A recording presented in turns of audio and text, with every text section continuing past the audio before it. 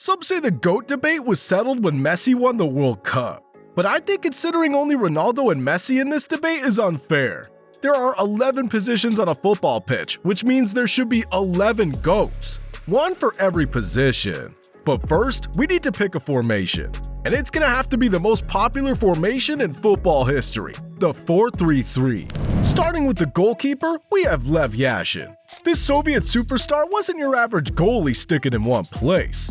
Kids these days think Neuer was cool for leaving his goal unguarded and playing as an extra defender, but it all started with Yashin. Yashin revolutionized the position, commanding his entire area like a boss. The guy stopped over 150 penalties in his career. Imagine facing off against him. Jeez. Yashin led the USSR to Olympic gold and a European championship, and with him guarding GOAT 11's net, we could sleep soundly at night. There's a reason FIFA players lose their minds whenever they get him in the game. No one can get close to Yashin when it comes to the goalkeeper position. Moving on from the legendary Yashin, it's time to build an impenetrable wall in front of him. For our right back position, we have a player who was the definition of an attacking fullback. No, not Trent Alexander-Arnold. The guy's pretty good at attacking, but is the most clueless defender out there. We need someone like Cafu. He was probably the only defender who was devastating in both attack and defense. This Brazilian thunderbolt wasn't just about stopping attackers. He was a constant threat going forward. Imagine Cafu tearing down the flank, leaving defenders in his dust with his blistering pace. His pinpoint crosses were so accurate, it was scary to see how he could create goals with his eyes closed. Remember that iconic 2002 World Cup run with Brazil? Cafu was a major reason they lifted the trophy, starting every game and wearing the captain's armband in the final. An attacking powerhouse and a true leader, Cafu's the perfect man to lock down our right side. Now with Yashin and Cafu holding things tight, the center back needs to be someone everyone can trust to save the team if they somehow get in trouble.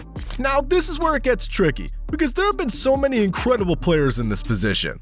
But for this dream team, I'm going with the legendary Italian duo, Franco Baresi and Paolo Maldini. These two weren't just teammates at AC Milan, they were like yin and yang, perfectly complementing each other. Baresi, the elegant leader, was like a nightmare for attackers. He was like a brick wall, and his aura alone was enough to make players misshoot their shots. Managers usually tell their players to avoid the stronger defender, so they'll probably want to tell them to avoid Baresi. But that won't really work against GOAT 11, because Maldini on the other side was a complete defender with an almost telepathic understanding of the game. Together, they form one of the most iconic defensive partnerships in football history.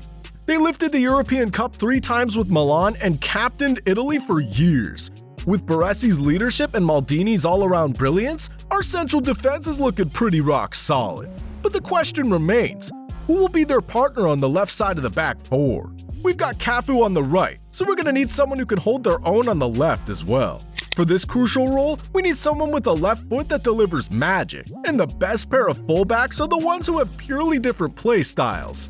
Cafu's the pacey one, so who better than the free kick king himself, Roberto Carlos? He's probably only gonna take the super long-range free kicks because of some of the guys that are coming up next, but he wasn't just about free kicks.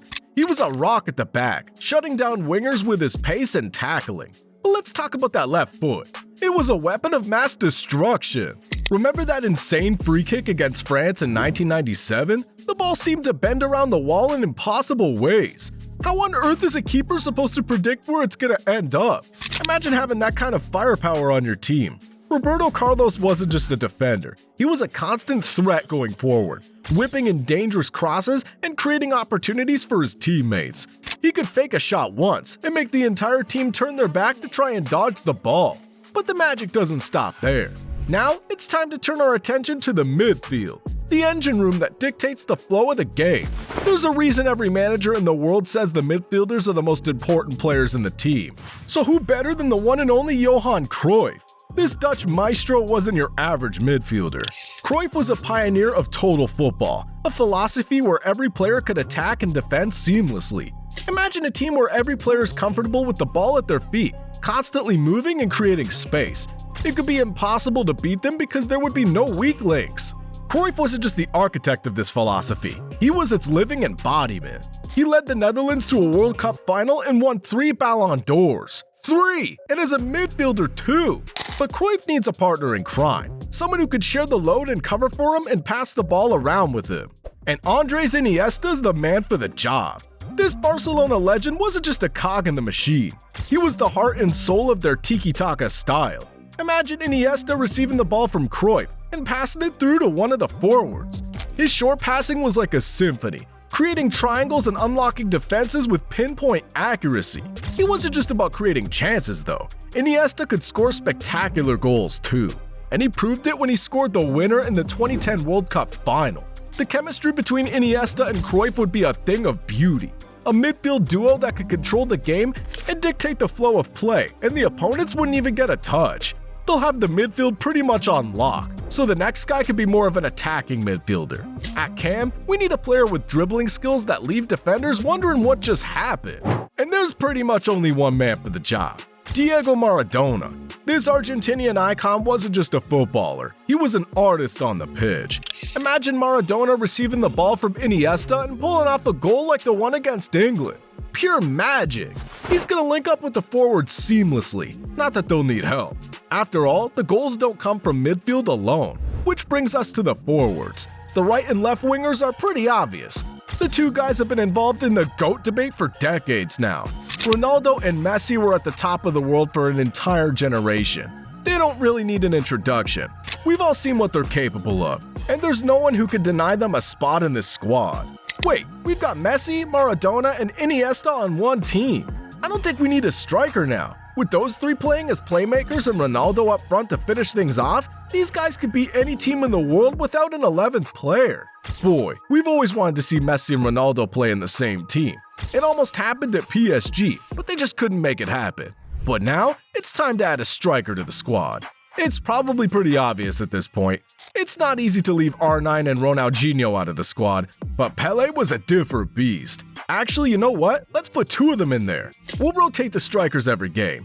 In one game, Pele will lead the attack and he'll be the main finisher in the squad. While he started out wide, Pele was a complete attacker who could score from anywhere on the pitch. But on the other hand, we'll have Ronaldinho in the squad. This team will have to set up slightly differently. We'll push Messi and Ronaldo up, and we'll have Maradona and Ronaldinho playing as the two false nines. Boy, what a team this is. Close your eyes and imagine these guys playing together in their prime.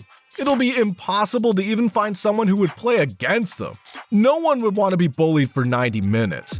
I would agree to play against them though, just to have the best seats in the house when Messi plays the ball to Ronaldo for the first time ever. It'll be legendary, almost as legendary as this next video. Trust me, you don't want to miss out on the next one. See you there!